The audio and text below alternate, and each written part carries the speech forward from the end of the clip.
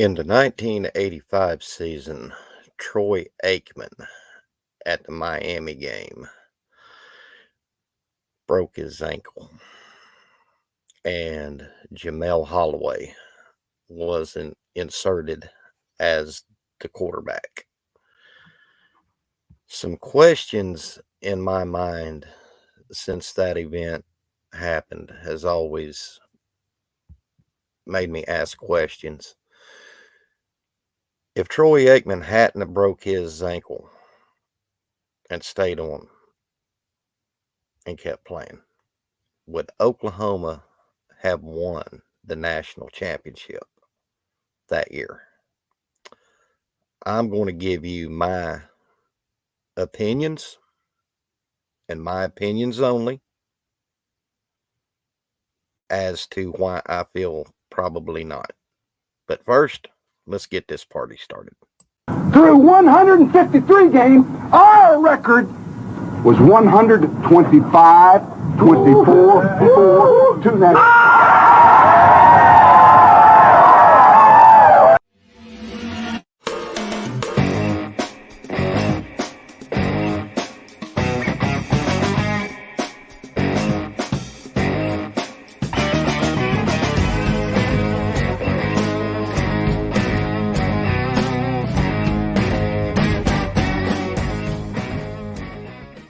People don't know what it is to be champions. Oklahoma invented it.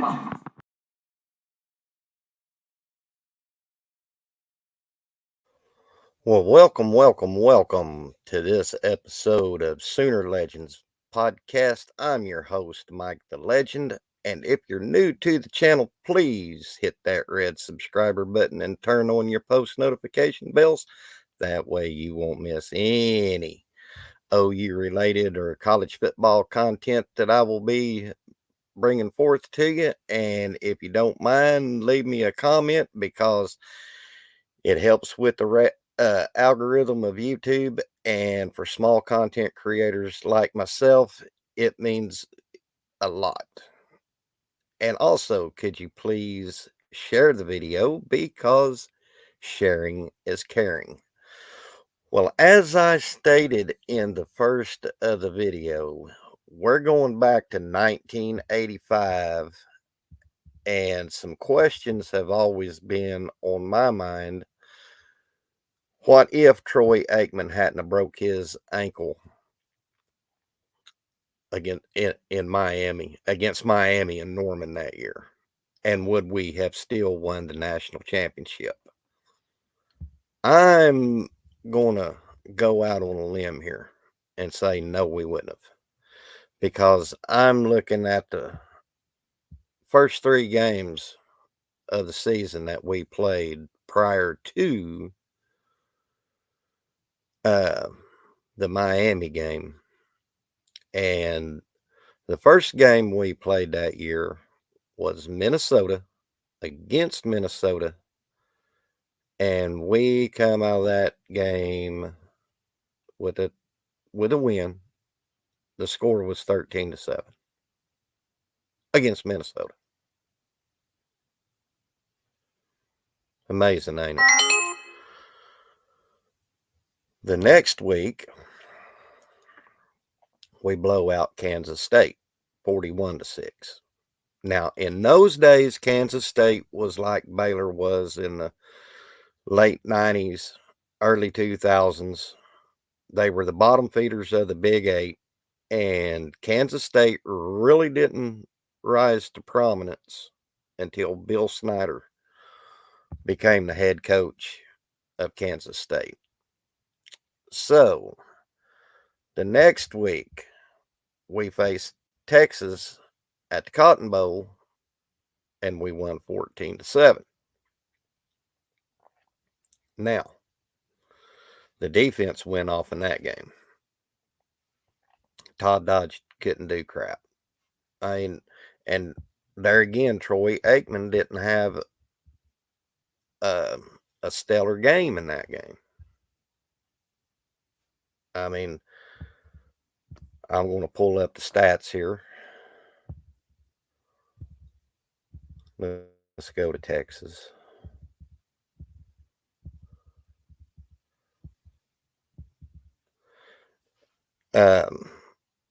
Aikman completed 4 of 9 passes for 67 yards,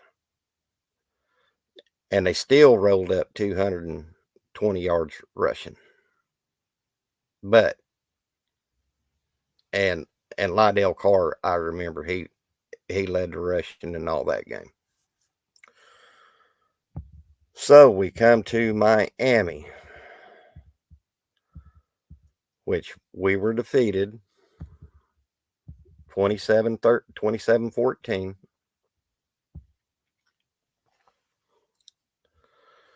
With, let's see here. Now, if y'all remember that year, Miami was loaded and armed for bear. They had Vinny Testaverde as the quarterback. You had Michael Irvin on that team. You had Alonzo Highsmith, Brian Blades,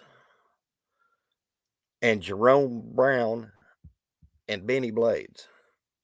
I mean, they all pretty much made their mark at the next level, which Michael and I'll get to that here in a little bit.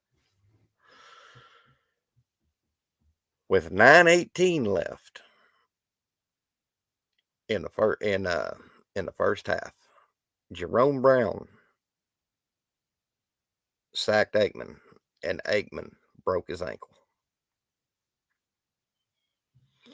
Now, I watched an episode of Sooner Legends, and Keith Jackson said he cried when Troy Aikman went down with a broken ankle. But anyway, they bring in Jamelle Holiway. Untested, untrue, never been faced anything. Freshman quarterback from Carson, California.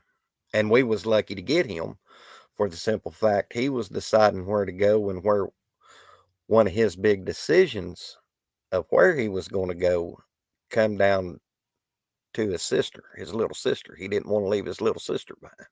But anyway, Jamelle comes in, and we tried to get the win, but we didn't get the win. We lost. We still had 63 of two. We still had 211 yards rushing that game, and 151 yards passing. So we go in. Now I'm taking you a trip around the mountain to drive home my point here. So we lose Troy Aikman for the season, and now we got Jamelle Holiway. The next week, I think it was, it was the next week, we play Iowa State in Norman, and we steamrolled them 59-14. Then we play Kansas, beat them 48-6. Stomped the living mud hole in Missouri at Don Farrow Field, 51-6. I remember that game. Bosworth went off in that game, and he almost had him a twofer, meaning he got in the backfield, and as soon as the quarterback was handing off, Bosworth had them both. That's no joke. Then the next week, Colorado comes to town. We shut them out 31-0. And then number 2, Nebraska comes to town, and we were ranked 5th by then. And we beat Nebraska 27-7. Now, me and my dad were at that game. Now, let me back up a minute about the Miami game. I'm leaving something out here. Me and my mom and my dad were watching that game. And when Troy Aikman went down, they went to a commercial break. Mama started crying, and Daddy's, I'm just paraphrasing, but I'm not paraphrasing, I'm quoting my dad here. My dad said, and I quote, "Oh shit, our season is over." And I looked at my dad and I said, "We're finished, we're toast."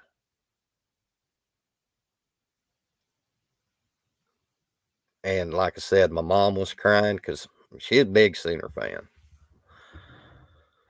And the feeling I got with a bunch of buddies of mine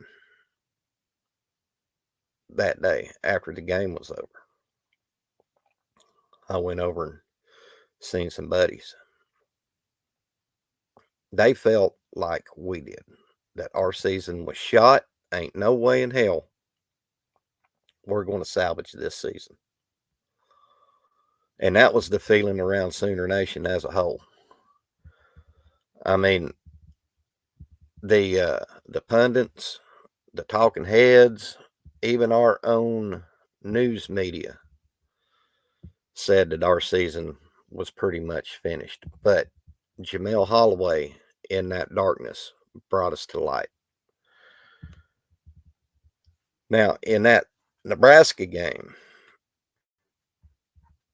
I remember very, very, very clearly about that game. You had the tight end reverse to Keith Jackson, went 88 yards for a touchdown. Jamelle Holiway scored a 43-yard touchdown of his own.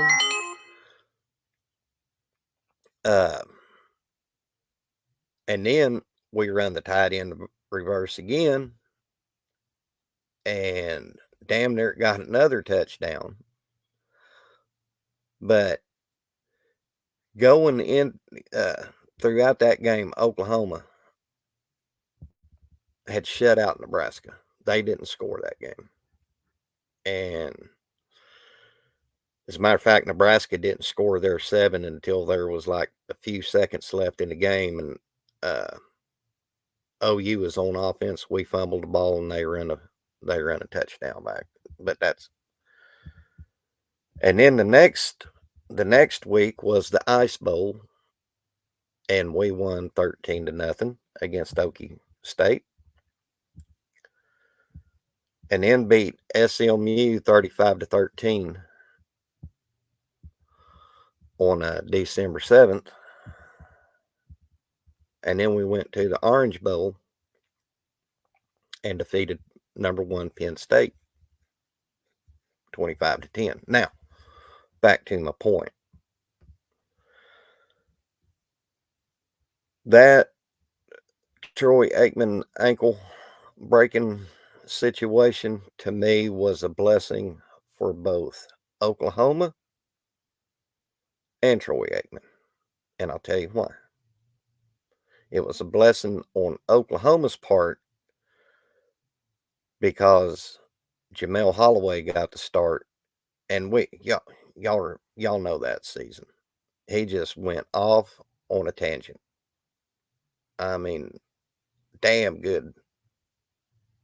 Now, Troy Aikman, at the end of the season, this is where it's good for Troy. And I still don't think that OU would have won the national championship that year with Troy Aikman. I really don't.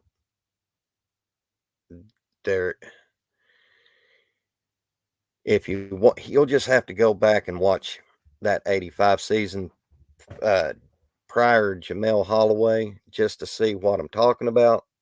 I mean, yeah, he completed passes. We were bringing the pass into the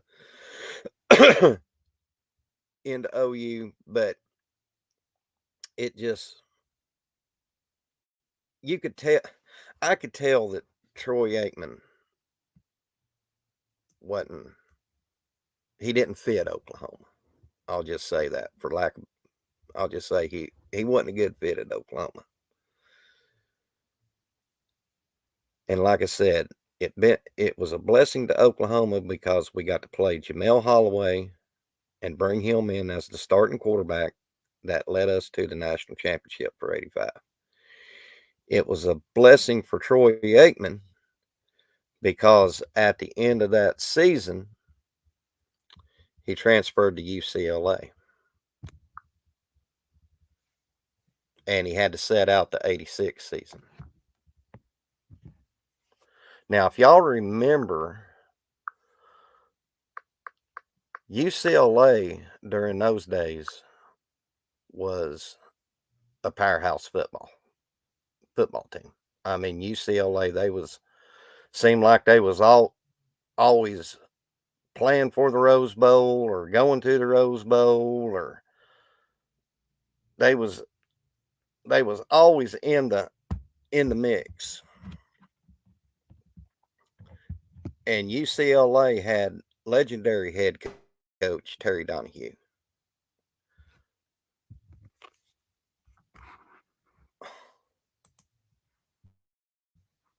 Well, my screen froze. I'm sorry about that, folks. But like I was saying,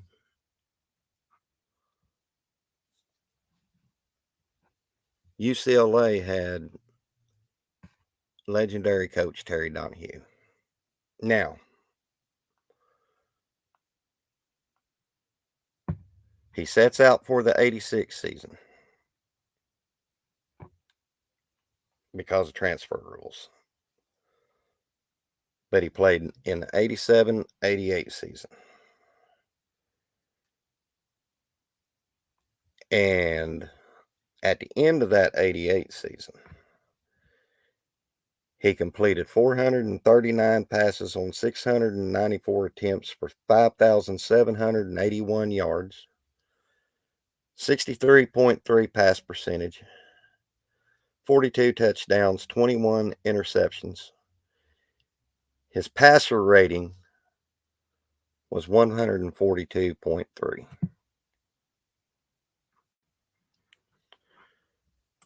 Which begs me to say this. Had Troy Aikman stayed at Oklahoma and continued his career with Oklahoma, would he have been a number one draft pick for the Dallas Cowboys? And he answered, no, he wouldn't have. So in a nutshell, what I'm trying to break through is I'm not throwing any shade at Troy Aikman at all, because I'm a Dallas Cowboy fan. And when Troy got drafted to Dallas, I jumped up and down. And of course, Michael Irvin, who lit us up in that 85 season. Irvin Fryer. I mean, so I don't think that Troy would have been a number one draft choice had he had stayed at Oklahoma. He did the right thing. He went to UCLA with Terry Donahue. And they was known for throwing the ball all over the yard. West Coast offense. So, as I stated, it was a blessing for Troy and it was a blessing for Oklahoma.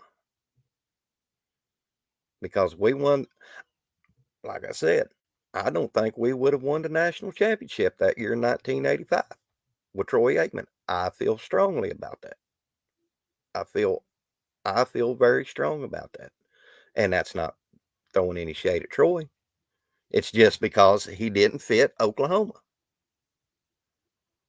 He was not a wishbone quarterback. He was a 6'4" pocket passer. And like I said, football gods have strange ways of throwing things at us. They really do. And they threw us that monkey wrench that day. And so there's my spin on it. Y'all hop down in the comments and give me your opinion. Tell me what you think. And I've got 2 or 3 videos, one over here, one down there. I got a whole playlist of videos that y'all can go back out. Y'all can go watch. So, y'all have a nice day. It's Manic Monday. Ugh, I hate Mondays. But y'all take care of yourself. Be nice to everybody. Don't say nothing you can't take back because you'll live to regret it. This is the legend. We'll see you on the backside, Boomer Sooner.